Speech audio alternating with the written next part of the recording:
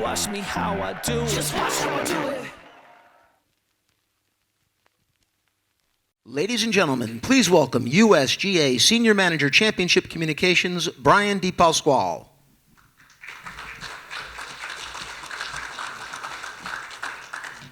Good morning. I'd like to welcome you to the 44th U.S. Senior Open Championship Media Day and also the championship to be played at Newport Country Club. During the program today, you'll hear from Hank Thompson, Senior Director of the U.S. Senior Open, Ben Kimball, USGA Senior Director of USGA Championships, and our U.S. Senior Open Honorary Chair, Terry Francona. Today we're going to talk about championship preparations both on and off the course, and we have a few special guests for you brought to you through video. All of us at the USGA take great pleasure in having the opportunity to welcome the golf media and golf fans to New England and Rhode Island this summer. We're proud to showcase Newport Country Club and the game's best players as they compete for the most coveted championship in senior golf. And now it's my pleasure to introduce Barclay Douglas Jr., Newport Country Club president. He has served in that position since 1987. Mr. Douglas will provide an official welcome to Championship Media Day. Mr. Douglas.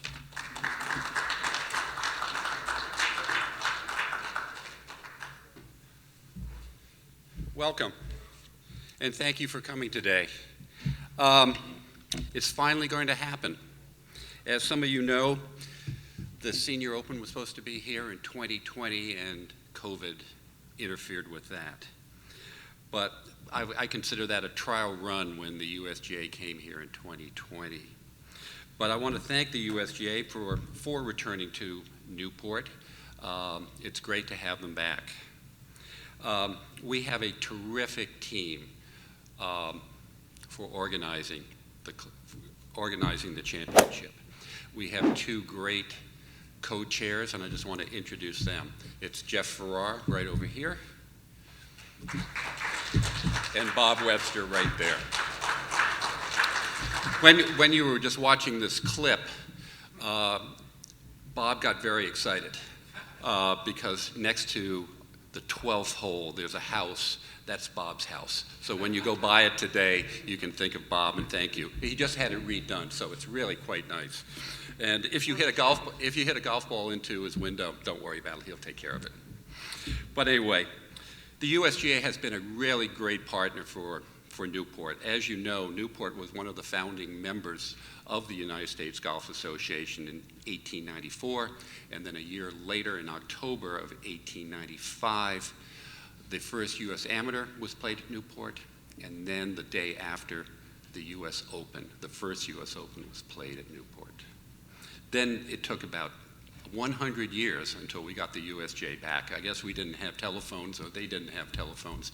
And we did finally communicate, and they came back in 1995 for the 95th Amateur, where Tiger won. And then another 9 years later, Annika Sorenstam won the Women's Open. So it's great to have them back here for the 44th Senior Open. And I also want to thank Hank Thompson and all of his staff, because they've done just a terrific job organizing everything for the championship. You'll see today when you go out there to play, if you're going out to play, some I know of you are not going to be playing, but a lot of stuff is happening. A lot of tents are going up, a lot of stands are going up, scoreboards and roads being built. It's very exciting. That is all I have to say, but thank you again for coming today, and thank you for the USGA. Thanks very much.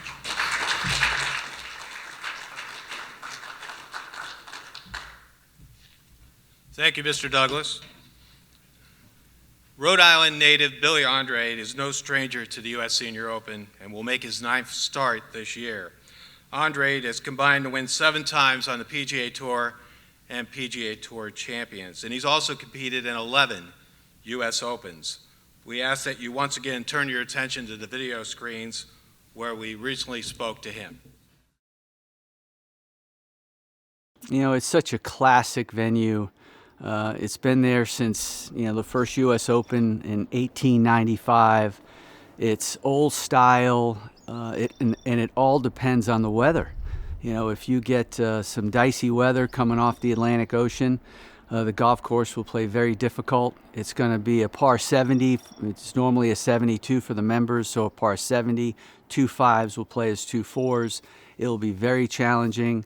Hopefully we're going to cross our fingers for a nice, solid spring, that we don't get too much rain. And I think the golf course will be in perfect shape to host the national championship.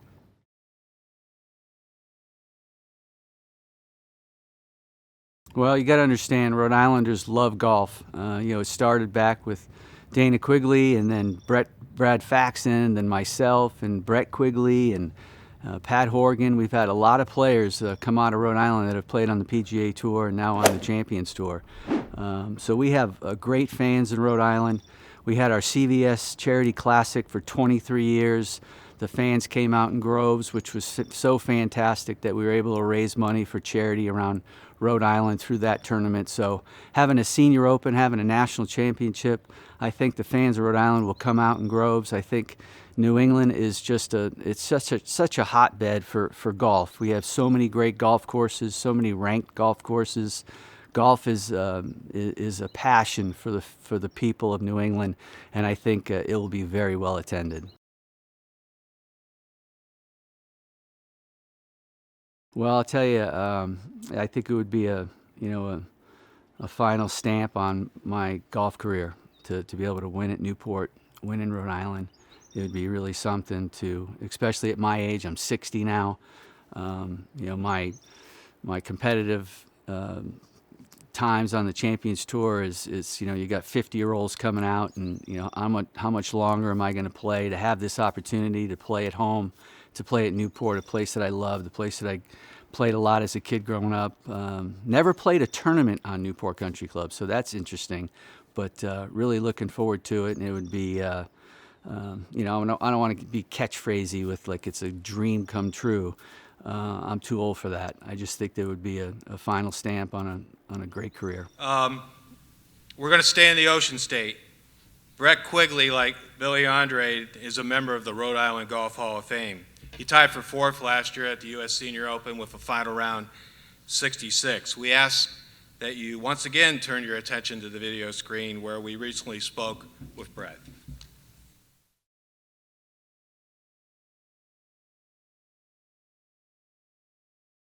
Well, I know the state of Rhode Island is thrilled beyond belief. Everybody's been talking to me about it for over 2 years. Just so excited to bring this caliber golf, this championship golf to Rhode Island, and I know New England will support as well. Massachusetts, Connecticut, New Hampshire, all the states that are close in there. People will be from all over New England will be there at Newport. I've already asked the USGA for 1,000 tickets, so I'm hoping that that's going to be okay. Yeah, there'll be tons of friends, family out that whole week, and it's going to be exciting. It's always nice to play in front of your home crowd, home state, and just it's been a while since we've had this kind of golf in Rhode Island, and I know I'm excited, and everybody else around is excited as well. Rhode Island's a very unique state, obviously the smallest state in the Union. So I grew up maybe 15, 20 miles from Newport. I grew up in Barrington. And in Rhode Island, you would never drive 20 minutes to go play golf. 20 miles, because 20 miles might take you 45 minutes. And driving 45 minutes, you might as well drive to California. No chance in the world you'd do that. So I didn't have the opportunity to play Newport very much growing up, but played a lot of great golf courses, Don Ross golf courses in the area.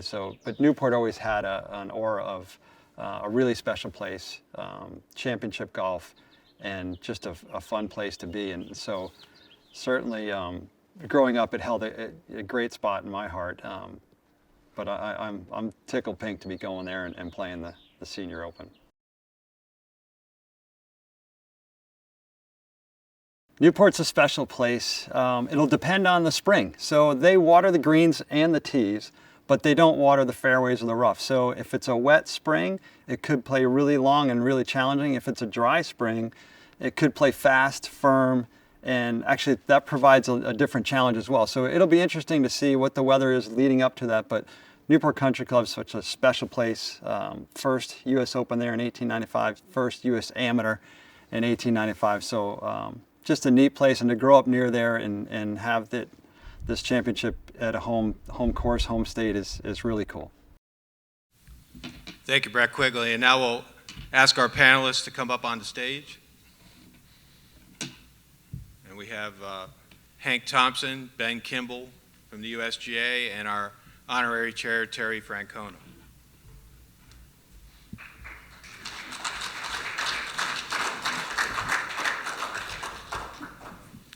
Well, let me first introduce Hank Thompson. Hank is in his 19th year as a member of the United States Golf Association staff. He's worked several USGA championships in that time. It was the championship director for the 2013 U.S. Open at Marion Golf Club. He is directing all the outside the rope elements of this year's U.S. Senior Open. Hank Thompson.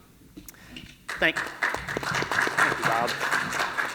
Thank you, everyone, and thank you for being here today. I can tell you personally I'm extremely excited about not only today, but what's to come in the next X number of days, Bob. I think I can speak without reservation for my colleagues at the USGA, our executive committee, our committee members. We are beyond excited about being able to bring this championship to Newport Country Club. As Barclay mentioned, Newport is one of our 5 founding clubs. So to be able to come back here with a championship for the first time since 2006 has been very exciting for us. We are very thankful to be able to bring the Senior Open to Rhode Island for the very first time as well. For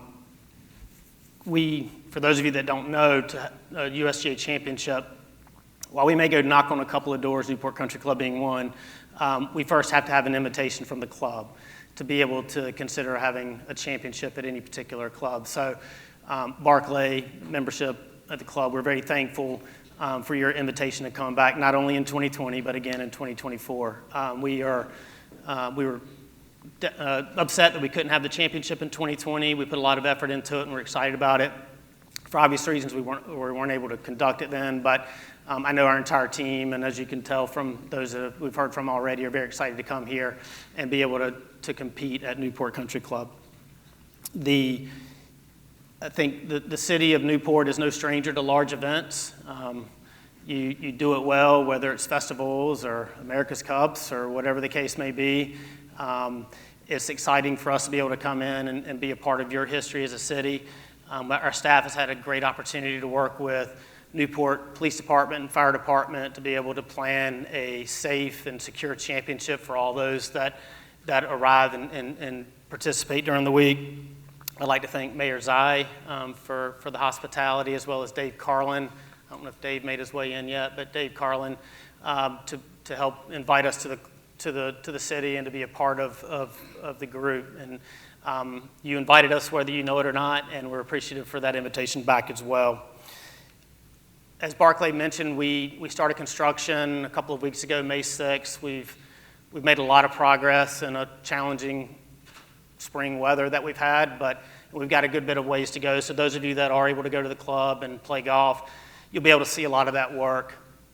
I think as Barclay mentioned, the planning that our team did for 2020, the respite gave us an opportunity to look at it and say, was this the best facility we could put out there? And we've been able to take a lot of those things and kind of hopefully adjust them a little bit to make them even better than what they would have been in 2020. So we're excited to actually execute this championship and invite ticket holders on site beginning on Wednesday, June 25th. I think what they'll see on site will be a fun family atmosphere and one in which you have a number of players, all 156, that are really excited to be here. We have a number of past Senior Open champions in the field and having returned applications of Bernhard Langer, Jim Furyk, Fred Funk, Padraig Harrington, Colin Montgomery, and David Toms, along with Steve Stricker. So we've got a really good field that'll be here, including those that qualify in the next few weeks. I think one of the neat things, and we're all excited about this, being back at one of our founding clubs and where our first championship was held in 1895, it's funny how things work out in the end. 2 weeks prior to starting here, we'll have finished up, or roughly a week before starting here, we'll have finished up our 1,000th championship at Pinehurst Country Club on number 2. And it's only fitting that we get to start the next 1,000 championships right back here where we started our very first. So I, along with all of our colleagues, are very excited about this. We thank all of you for being here today. We hope you have a great time this afternoon playing golf, and certainly look forward to a fantastic celebration of golf this June. Thank you, Hank.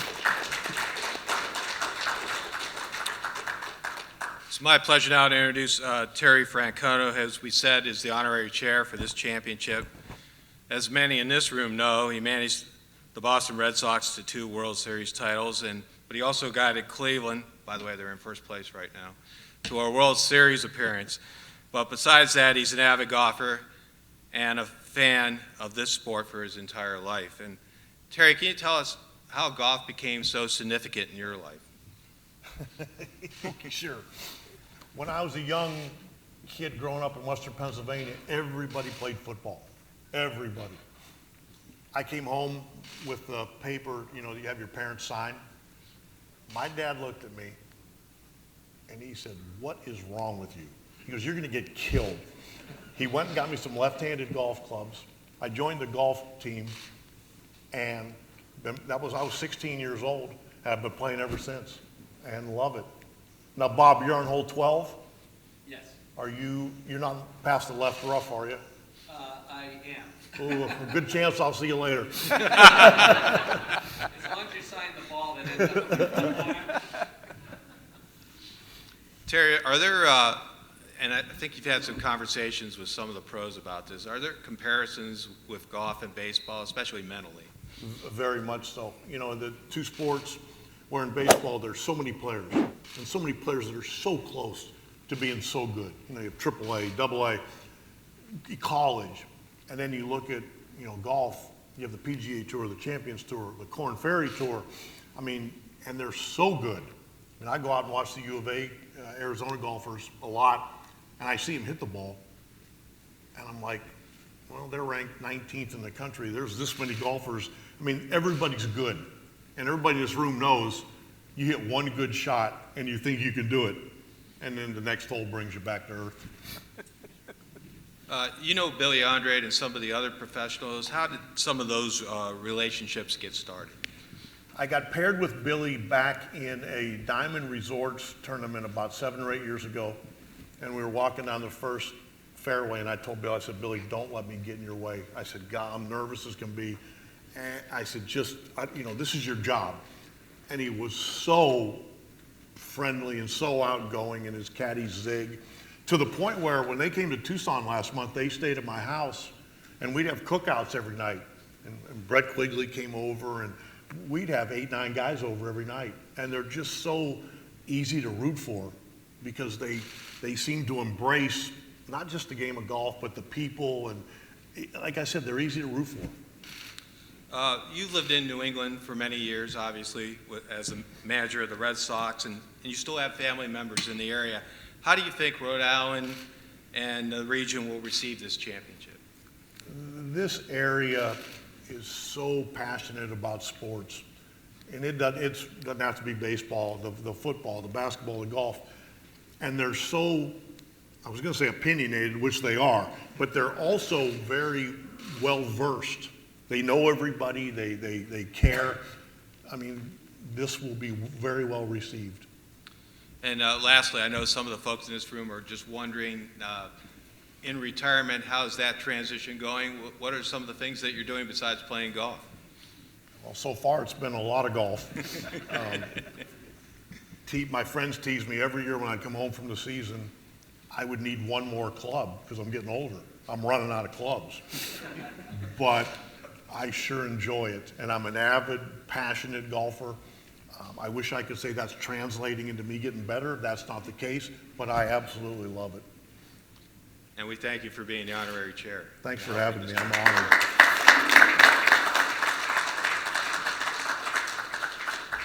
Ben Kimball is in his 6th year as the USGA Senior Director of Championships. Since 2016, he's been co-director of the U.S. Senior Open Championship and the Walker Cup match. He's also been co-director of the U.S. Amateur Championship since 2011. Ben Kimball. Thank you, Brian. Thank you, Brian. Good morning, everyone. It's certainly a delight to be here with all of you. You know, Terry said, I think about it up here, right? You know, Hank's job was to go ahead and get on base for us. You were going to bunt him over to second, and my job's to drive in the run. So I'm hopeful that that's what I can do this morning for everybody. But it's been said on several occasions, the USGA couldn't be any more excited about returning here to Newport Country Club. We were talking about it, a few of us this morning, about when this all started. Obviously, COVID struck in 2020. We had to postpone. I think it's important for everybody in this room to realize that Newport Country Club could have gone on their way and done something else, and the world could have continued on, but they decided to come right back to us to host this championship. And that says a lot about who they are. And now having been making visits for 7 years, it's good to finally see this come to fruition. So can't wait to get started in what's just a little over a month's time. Again, a special thank you to Barclay Douglas and the staff leadership here at Newport Country Club for their dedication and commitment to providing an unbelievable test of golf for the best senior professionals and amateurs in the world. Hosting a major championship like this tends to come with a share of its inconveniences at times, but I certainly promise you three gentlemen here in the front row, your golf course will shine when the whole world tunes in next month. This championship inspires the best senior golfers, both amateur and professional, to continue to chase their dream of becoming a USGA champion. One's ability is the only determining factor for participating in this championship, which makes the individual journey for all 156 players in itself a story. Hank talked earlier about some of the champions already in the field. There are currently, I believe it's up to 82 now, exempt players in the Senior Open, including major champions Padraig Harrington, Bernhard Langer, who won last year at Century World. Jim Furyk, and obviously we've got our great Rhode Island natives that'll be joining us. But the greatest thing about this championship and USGA championships in general is nearly half our fields, championship fields, come from qualifying. Qualifying began on May 10th and will be conducted at 33 sites around the country and continues through June 5th. Franklin Country Club in Franklin, Massachusetts, just 60 miles from where we are here today, will be one of those sites today, matter of fact, where 103 players will be competing for 3 spots in the championship. And I think with it being said, the USGA cannot conduct qualifying for any of these championships without the capable assistance of the staff and volunteers of so many great allied golf associations across the country, who I know are in the room here today, from the likes of the Rhode Island Golf Association and Mass Golf. So thank you for all that you do to get those players into our field and all that you do to support the United States Golf Association. It's really an honor to sit up here next to the Francis D. Ouimet Memorial Trophy. It confirms the greatness of this championship. There's no greater stage in golf, and it's fitting that this championship is annually conducted on what some would say the greatest venues in our game. Needless to say, we're excited about bringing Senior Golf's premier championship back to the Ocean State. We intend for this to be the toughest test of golf these players will face all year. Not necessarily the hardest test, but certainly the toughest test. A total examination of not only their playing ability, but their mental stability as well. We intend to use a variety of alternate teeing grounds based on weather, firmness, and for other strategic decisions during the week. And most holes here at Newport Country Club provide those options for us. Of course, the USGA likes to focus on trying to provide firm and fast conditions. If you're familiar with the weather patterns here lately in Newport, that's been hard to come by given 3.5 inches that fell last week. But we truly believe that when a golf course is firm, it places an increased value on shot making and course management, which are all the necessary skills we want to find in our next USGA champion. Preparing a golf course like this for a major championship takes years, and the Newport Country Club ground staff, led by Chris Cohen, who some of you will meet probably later today, have done a phenomenal job getting us to this point. So all we can hope for now is that Mother Nature cooperates and allows us to present this historic golf course to the best players in the world as it was intended. For those of you that don't know, one of the unique characteristics of Newport Country Club is that it does not have fairway or rough irrigation throughout the golf course. So playing conditions for the 44th U.S. Senior Open Championship will vary and be dictated more so by current weather trends than anything else. The golf course will play, as you heard earlier, as a par 70 at just over 7,000 yards. It's very unlikely that we'll ever play the golf course at that full length, given the combination of available tees and hole locations we intend to use. For those of you that are very familiar with the property, we're actually flipping the nines. So the back nine will be the holes that all run out to the ocean and back, which is different than what the members play on a daily basis. A little bit about the golf course itself. I think you'll see a lot of teeth in the front nine of the golf course. Long par 4s at 4, at 3, 6, and 8, with scoring opportunities at 1, 2, and 7. The back nine, as mentioned earlier, is one of the converted par 5s to par 4, and then opens up with some birdie chances on holes 11 and 12. You're going to see great flexibility from us on multiple teeing grounds on the par 3s, including how we play the fourth hole anywhere from 184 yards down to around 140 yards. The 13th hole along Brenton Point will play anywhere from 242 down to less than 220 yards. And then you'll see a lot of other adjustments that we will make on the fly. What we intend to do today could be very different depending upon what Mother Nature decides to throw at us in a couple of weeks. Overall, a great collection of long and short holes that will certainly change their difficulty through the day as the ocean breezes rise and fall. It will truly give a links field. Our intent is to focus around 13 on the USGA stimp meter after morning course prep. I think it's important to mention that that's after morning course prep. So we're going to start the greens probably loaded up around 13 over the course of the day. That number will slightly drop down into a targeted range of in between 12 and 12 and a half, which we think is an appropriate speed and challenge for these players, while retaining all the unique hole locations that Newport Country Club has to offer. With that being said, Mother Nature could change our plan in that regard. As we all know that these sites that are next to the ocean with the weather impact, we have to be nimble in how we operate and manage our setup. Mother Nature just has a bigger hand in how we set up this golf course, and we're certainly going to listen to her when she comes calling. Without the ability to irrigate the fairways and rough, the amount of rainfall experienced certainly last week and the early part of the spring has certainly had an impact on some of the playing conditions that you will see today. I'm delighted to report I was out at the facility yesterday. There is rough. I was a little concerned that we weren't going to have meaningful, thick, USGA healthy rough for this championship. But I'll be curious to how you all feel about it if you find your way into it this afternoon. It's going to be present, so these players are going to have to put the golf ball in play. And for some of you that may have heard me speak to our championships before, I'm going to mention something here at the end and give it back to you here, Brian. There's one final component that plays into every USGA championship golf course setup that I think is worth mentioning. I can't tell you when and where it comes into play, but the players will know when it does. No matter where we put the tees or the hole locations during the final round, the sheer pressure of winning a national championship will affect every decision and every swing a player makes down the stretch. We certainly can't predict or dictate when that pressure sets in, but I guarantee you that Newport Country Club will certainly have a hand in it. We look forward to seeing all of you back here in a few short weeks. Thanks again for being here today.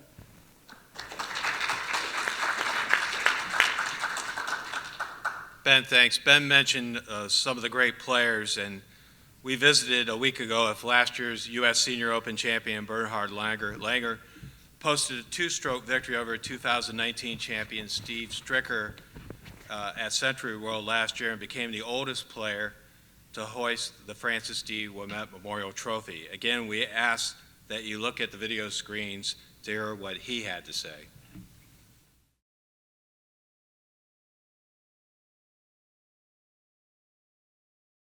Yeah, it was almost overwhelming. I really didn't think I could win on that type of golf course because it was fairly long, a very stern test. But somehow I managed to keep the ball in the fairway a lot. I referred to a lot of 3-woods, which made the course even longer. So there were par 4s when I would hit 3-wood, just to get either on the green or near the green and hope to make par. And sometimes I ended up making a birdie. So anyways, my game plan worked tremendously well. I didn't hit it in the rough very much at all, which was extremely punishing. And I guess where some of my opponents hit drivers and they sprayed it in the rough and then had to hack it out. It was obviously an incredible thrill to break Hale Irwin's record of 45 wins on the Champions Tour and get to 46, and not just get to that number, but get to that number winning the U.S. Senior Open Championship, which is certainly maybe the toughest tournament on our tour. And everybody was playing, everybody was competing, especially Steve Stricker had a tremendous season, and Jerry Kelly, both Wisconsin natives, and we played at the Century in Wisconsin. That made it even a little harder for me playing the home boys. Well, if I can start with the motivation, I never had a problem with motivation. I always want to do well, and I love to compete, and I love the game of golf. So as long as I feel like I'm enjoying the game of golf and I can compete, I'm probably going to be out on tour doing what I'm doing. I did have to make some adjustments over the years as we get older. I'm 66 now, so I can't work out or train as hard as I did in my 20s and 30s. The body doesn't allow me to do that without getting really sore or even hurt myself. So I need more periods of rest. Got smarter in my recovery time. I also, when I was younger and I played good, I would still go out and hit balls for an hour or two after I shot 64 or something, because I thought, well, I'm in the groove. Let's practice the groove, And when I didn't play well, I definitely went to the driving range and hit balls. So I did a lot of practicing, and I can't do that anymore. Yeah, I was a sort of a sports fanatic. So, really big soccer fan. I played soccer growing up. I played ping pong. I went snow skiing. I did a lot of things. But in terms of who I looked up to, it was really Gary Player was my golfing idol. Just because he's about my size. We're only 5'8" and 65 pounds. And we were both world travelers. We played everywhere, not just in America or Europe. We went all over the world to compete. I always admired Björn Borg playing tennis. I remember watching him for hours playing tennis, and they called him the Iceman. He didn't show any emotion. He might get a bad call for a linesman or whatever. He would just not lose it. He would keep his cool, stay focused, stay in the present, and really admired that. Well, the U.S. Senior Open is similar, a copy of the U.S. Open Championship. We play a little shorter courses, which makes sense because we're 50 and older and we don't hit the ball as far as these young guys. But the setup is often very similar. It's very testing to every aspect of the game. You generally have to drive the ball well. You got to play smart. Hit the greens in the right places, and and have a wonderful short game, especially putting and chipping and all that. So it's a true test of golf. And what the U.S. Open is often about is sometimes they make par fives into par fours to stretch the lengths out and make it that much harder. So a normal course that would play par 72 sometimes plays as a par 70 in the U.S. Open or even in the Senior Open to make the course more difficult. Often the rough is higher, the fairways are narrower, the runoff areas are more extreme, the greens are faster or firmer. So it's everywhere a little bit tougher and harder.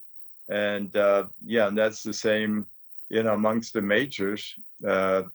It's just a tough test of golf. And when you win a U.S. Open or a U.S. Senior Open, you've beaten the best in the game because everybody plays. And you have beaten a great golf course or a good venue as well. Tom Gorman, Pro Golf Weekly. Two questions for Terry.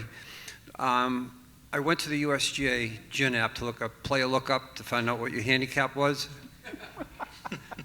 What's your handicap? I got a lot of handicaps. Right now it's 9.8. And then another question. All the hundreds of professional baseball players you've coached, can you name a few of the really good ones, maybe scratch players or ones or twos? I can name some that think they're really good, but I mean, a couple of guys that come to mind that actually, John Smoltz, Derek Lowe, those are two guys that, a lot of the guys like Lester and Beckett, they can hit it a mile, but you might not see them for an hour. The other guys I just named, they're actually pretty good. But then you watch a guy like Smoltz go play with the champions and see how hard it was for him, and then you realize just how good these guys are. He's actually played in the Senior Open. I know he did, and it was hard for him, wasn't it? Yeah, it was. I followed him around. It's amazing how great his golf game is. But then you threw him out with the talent that was out there. Yeah, it's kind of humbling. Yeah. Dave? Yeah, Dave Shedlowski, Golf Digest for Ben. How would the golf course be any different this year from maybe how you would have set it up in 2020, if at all? Yeah, I think the one advantage that I had was, anytime you're going into a setup like this, there's a little fear of the unknown. You think you've got everything dialed in perfectly. You think you got all the right, teeing areas that you need to use to test the players. This just gave me a longer runway to figure all that out, Dave. Particularly to get to know the facility. There's been a lot of, at least for me in the last month, a lot of discussion about wind and what direction the wind's primarily going to come from in June, and does that have a tendency to shift to where the morning and the afternoon can be very different for these players. Primarily it will be a south wind, obviously coming off the ocean, but I know these gentlemen in the front row would tell you if we get a north wind at Newport, it completely changes how difficult that golf course will play. Par and overall yardage has relatively stayed the same. I think it gave me a little bit more opportunity to maybe introduce some shorter looks, particularly on the par threes, just to make sure that we are getting every club in their bag dirty as part of the process. But when you don't have the opportunity, and what's so unique and great about Newport is you just don't know what's going to happen coming out of winter and spring. It could be, for those that remember the 95 U.S. Amateur, there's dust clouds coming out of divots, and this will be a little bit different than what's been seen previously. But we're thrilled with where the golf course is today. But overall, there hasn't been any real major change to things since we were playing in 2020. There's maybe an added bunker or a modification to a bunker here or there, but other than that, it's how we were going to play it for 2020. More questions? Hello? Hello. Hi, Jim Hammond, New England Golf. This is for Terry. Hi, Terry. I think it's great that you came here. I just reread the second time the book that you did with Dan Shaughnessy. I'm wondering why you decided to do the book at that time, and if you still see Dan on a regular basis. when they approached me about doing a book and with Dan Shaughnessy, I was like, no and hell no. And it turned out to be, I got to see a side of Dan that probably not a lot of people do, because he's so good at being kind of that guy that jabs at everybody. But I got to see a different side of him. In fact, when he had his heart procedure, what was that, a couple months? I called him and I said, Dan, you know how many people were probably mad that you made it? I tease everybody that reads it. It's like Ambien. It's if you don't want to take Ambien, just read a chapter and you're good to go. Thank you. In the back. Ian Steele, ABC6 Providence. Question for Terry. Since your retirement and returning to New England when you have you been able to kind of reflect on the accomplishments that you had in your career, and will that continue when you come back around the tournament time? You know what, I don't spend a lot of time thinking about what happened and why it happened or how it happened. I admit to really enjoying the journey. That was the best part for me, was loving it, going through it.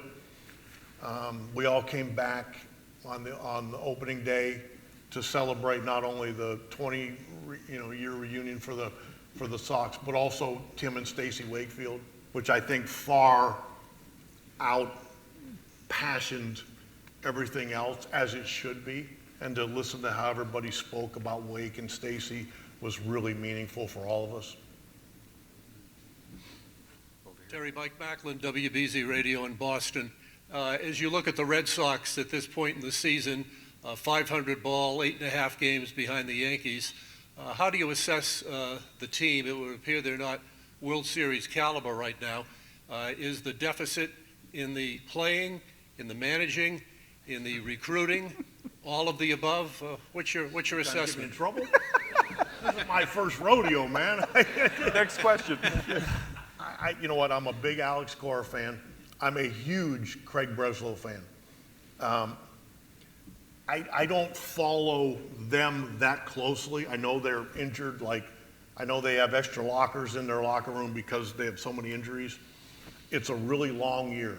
I have learned that in the middle of May, don't count anybody out or count anybody in, because there's 120 games left. Anyone else? Up here in the front. Yes, it's coming. Hi, my name is Jason Deegan with Golf Pass. This is a question for Hank. Talk about the impact of coming to Rhode Island. This is essentially Rhode Island's golf Super Bowl, and how important it is to spread kind of events like this around the country to give each community or golf course, a chance to showcase itself. Well, as I mentioned earlier, Jason, it's important to us as an association to come here, in part because of our long-lived relationship with Newport Country Club. But I think you can also look at all of our championships, not just this year, all 14 or 15 of them. We're all over the country. We're heavy northeastern side in terms of our Open championships this year, with the Women's Open being just down the road in Lancaster, PA, U.S. Open in Pinehurst, and then us here in Newport. But every year we're all over the country, and that's important to us, whether it's an Open championship or one of our amateur championships. We're working with our friends at First Tees, our allied golf associations, to be in the community. Our volunteer team, we have 1,100 plus volunteers for this Senior Open. I would have to check with Colleen, but I would imagine half of them were signed up to be volunteers in 2020, so they hung around and stuck with us. And we're excited to be able to bring people in the community to kind of show the community to not only the players that are here, but also the world that are looking through the TVs in their living rooms and so forth. So it's important for us to be able to help grow the game, to be able to put our mantras out, and ultimately what we want to be able to showcase the game. So it's an opportunity for us to celebrate history each and every year with our Open championships, but in particular this year here in Newport. Last one with Alex Maselli. Ben, two things. One, you talked about toughness versus hardness in regards to the setup. Can you explain the difference in your mind? Well, I think, Alex, for me, it's, the players intend this week for this particular week in their PGA Tour champion schedule, this to feel different. Obviously, the vast majority of them had the opportunity or played in or even won, U.S. Open championships, and they want to relive a little bit of that feeling as best they can. And we feel like in order to raise this, above your head and go into the history books, it's important to make sure that we're testing everybody's all skills that they have. And it's funny to listen to Bernhard speak about, my colleagues were hitting driver into the rough, and he hit 3-wood off of every tee. And I originally thought he was nuts in doing that because it was such a long golf course at Century World, but he never missed a fairway, and he just kept grinding it out. And you talk about Iceman, I mean, he's the ultimate Iceman. Doesn't get rattled. You never see him really frustrated. He just went about his business. He outthought everybody, and that's kind of what we're looking for here at Newport, is to make sure that we're identifying that person that's figured it out, that's put everything off to the side, what people are saying about them, how hard the golf course is, whatever it may be, the weather conditions, et cetera, and the person that is going to rise above all that and be our next champion. Tough, every club in their bag, dirty, like I said earlier, playing ability and mental stability, being able to hold it together when they're up against the wall. Weather conditions, stops, starts. There could be weather delays, knock on wood that there's not, but just all the things that come in a given week for a professional athlete, they're going to have to rise to that occasion. When you say hard, I mean, you could talk about doing things that just to make them look bad, and I think we all know in this room, we're not out to embarrass these guys. We're just trying to identify the right one. And if you know the greens at Newport, you could embarrass people pretty quickly by utilizing some of the slopes on some of these greens. That's not what we're here for. We want it to rattle their cage a little bit, but at the end of the day, they want to feel like they've earned it, that they've earned it. It wasn't just given to them. They had to go out and take it and truly earn the title of being U.S. Senior Open champion. So there's at least... That's how I view it, Alex, in my head, that there's a fine line there. Could we make it harder than they could ever want? Sure. But we want to test them in a different way, and I think we will certainly do that here at Newport. Go ahead. One last one, Ben. When you were answering one of the other questions, it kind of reminded me of Shinnecock and how it can get away from you so easily in situations like this. How deferential will you be to the superintendent of Newport versus how in the past the USGA had not been as deferential to the superintendent at Shinnecock? There's nobody better on the grounds at Newport that knows how the facility ebbs and flows than the golf course superintendent himself. Yes, I've been coming here for 7 years, but that's probably 10, 15 visits in 7 years. We will defer to the experts. We're experts in what we do inside the ropes, but that's because we're surrounded by a lot of other people that know a lot more than certainly I do. And we'll rely on Chris Cohen and his judgment, the head golf professional as well that sees the property on a daily basis. And Alex, we're going to learn from any previous mistakes that we've made and make sure that we get this thing dialed in. It's important for people to know there are greens at Newport Country Club that we'll treat differently than others because of the severity of slope. We'll take a bow off of it, we'll take a roll off of it, but when you're putting on it, the players are going to feel no difference. So the weather, our meteorologist, our golf course superintendent, our USGA green section will have 2 agronomists on the ground that will be monitoring things for us on a daily basis. We're going to use all their expertise and make the best possible decisions we can in the moment. So it's one of those things where if you told me what the weather conditions were going to be like today, I may be able to give you a little bit of an answer, but we're going to have to be, like I said earlier, nimble in our decision making, and we want to show not only the USGA, but certainly Newport Country Club in the best possible light, and I think we're positioned to do so. All right, sir, you get the last one. Real quick. Mark Dondero, 98.5. This is a question for Terry. Once upon a time, Terry, I know you managed Michael Jordan. do you have any fun Michael Jordan golf stories to tell? Well, I'll tell you what, in '94, when he played in Birmingham, I went from playing public courses to really nice country clubs for one summer. There wasn't a course that we didn't play. Remember going to the TPC at Sawgrass, and we're in the car, and I was like, MJ, what time's our tee time? He's like, whatever time we get there. And the next summer, I went back to playing Birmingham public course. All right, panelists, we thank you for your time.